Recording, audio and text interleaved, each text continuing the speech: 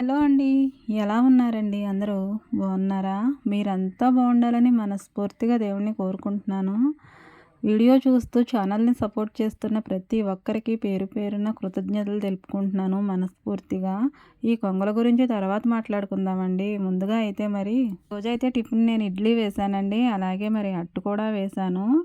ఎక్కువగా మరి ఇడ్లీలే వేస్తున్నాను ఈ మధ్యన. ఎందుకంటే మరి మామయ్య గారి కోసం కూడా ఇడ్లీ అవసరం కాబట్టి పిల్లలకు కూడా ఇడ్లీని అట్టు పెడుతున్నాను. వాళ్ళు మారం చేయకుండా ఉంటారని మధ్య మధ్యలో అట్టు.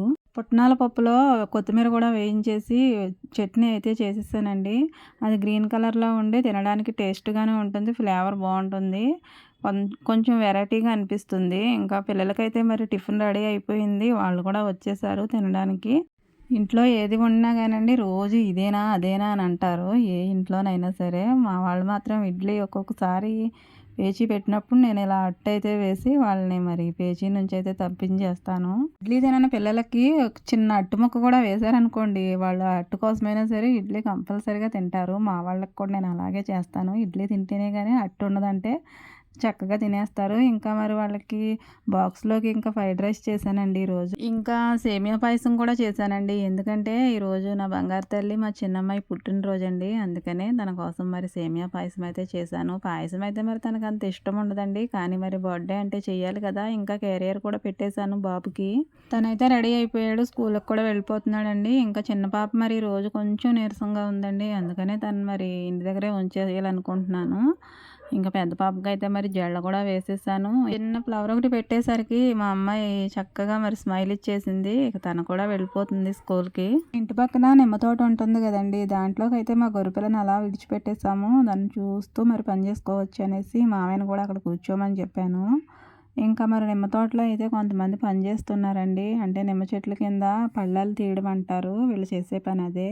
ఆ గట్టులాగా వేస్తారు చెట్టు చుట్టూను. అప్పుడు నీళ్లు పెడితే ఆ నీళ్లు ఎటు వెళ్ళకుండా చెట్టు బాగా లాగుతుందని అలా చేస్తారు. వాళ్ళని నేను చూసుకుంటూ ఇలా ఎదరకొచ్చేటప్పటికైతే మరి కొంగలైతే చాలానే కనిపించినాయండి. ఒక కొంగ కనిపించింది ఫస్ట్. దాన్ని చూసేసరికి ఇంకా చాలా కొంగలున్నాయి.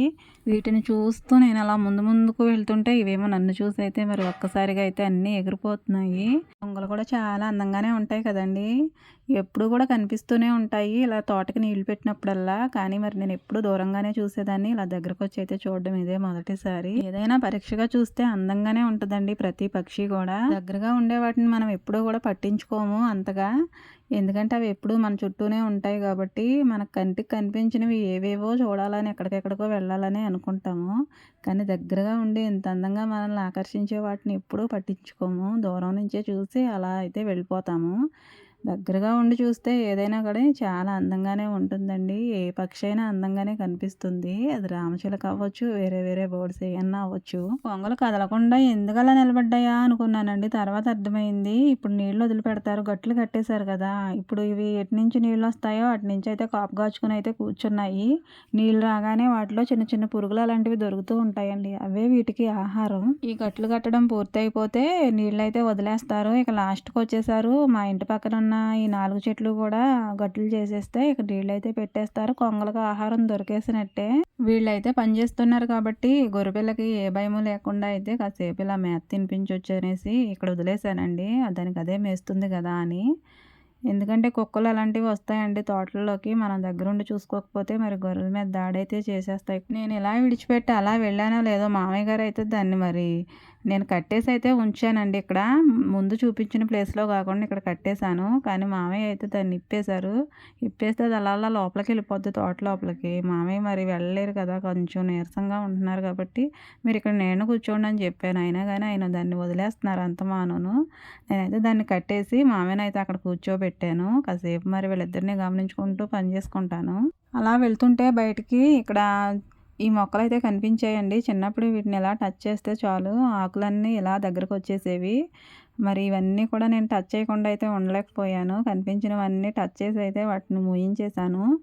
మరి ఇలాంటివి కనిపించినప్పుడు మరి మనం పెద్దవాళ్ళమైనా గానీ ఆటోమేటిక్‌గా చిన్నపిల్లలమే అయిపోతాము. వీటిని టచ్ చేయకుండా వెళ్ళలేకపోయాను. ఒక పక్షి అయితే చక్కగా అరుస్తుందండి ముద్దు ముద్దుగా. దాన్ని కూడా చూస్తూ మరి అక్కడే ఉన్నాను. మీరు కూడా వింటారా?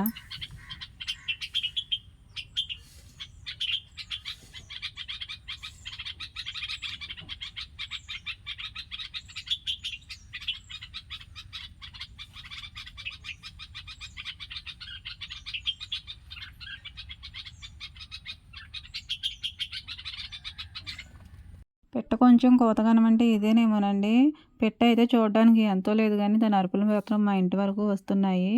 ఇంకా నేను మరి గిన్నెలన్నీ కూడా వంట అయిన తర్వాత కుండీ దగ్గర అయితే వేసేసుకుని అవి తోమేసుకుంటున్నాను. అత్తయ్య అయితే పొద్దున్నే 6 గంటలకు వెళ్ళిపోయేవారు పనికి. కానీ ఇప్పుడైతే వెళ్ళట్లేదు.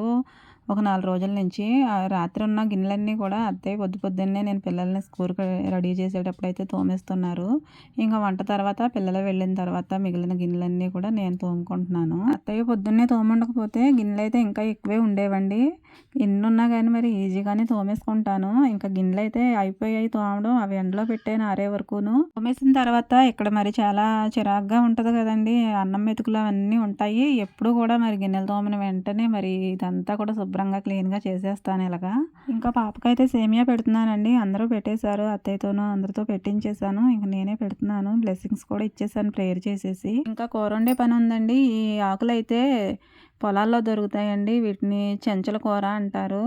ఇవి విలేజ్‌లో ఉండే వాళ్ళకైతే బాగా తెలుస్తుంది వీట్లి గురించి. ఇవైతే శుభ్రంగా క్లీన్ చేసుకోవాలి కూర ఇప్పుడు. తర్వాత దీన్ని పప్పులో వేసి అయితే వండుతాను. ఈ పువ్వుల్లా ఉంటాయండి. పువ్వులన్నీ కూడా తీసేస్తే కూర క్లీన్ అయిపోయినట్టే. పప్పు అయితే ఒకసారి కడిగేసాను.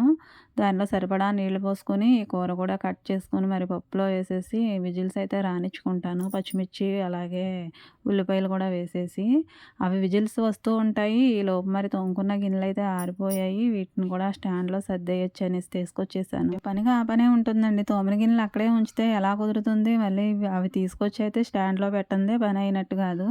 అవి ఖాళీ చేయడం ఒక పని, తోమడం ఒక పని, మళ్ళీ ఇవి సర్దడం ఒక పని. గిన్నెలతో ఇలా ఉంటుందండి. గిన్నెలైతే సర్దేశాను. పప్పు కూడా విజిల్స్ వచ్చేసాయండి. ఒక 5 విజిల్స్ వరకు రానిచ్చి దాన్ని చల్లారనిచ్చాను కాసేపు. తర్వాత మూత తీసి చూస్తే పప్పు అయితే ఉడికిపోయింది. దాన్ని పప్పు కొత్తుతోనే మెదపవసరం లేదండి. ఇలా గుంటగట్టెతో కూడా మెదిపేయొచ్చు. తర్వాత అయితే చింతపండు రసం వేసుకున్నాను. ఉప్పు, కారం, పసుపు ఇవన్నీ వేసేసి కాసేపు అయితే మరగనిస్తానండి. ఒక్కోసారి అయితే గట్టిపప్పులా వండుకునేటప్పుడు ఇవన్నీ కూడా ముందే కుక్కర్‌లో అయితే వేసేసి మూత పెట్టేసుకోవచ్చు.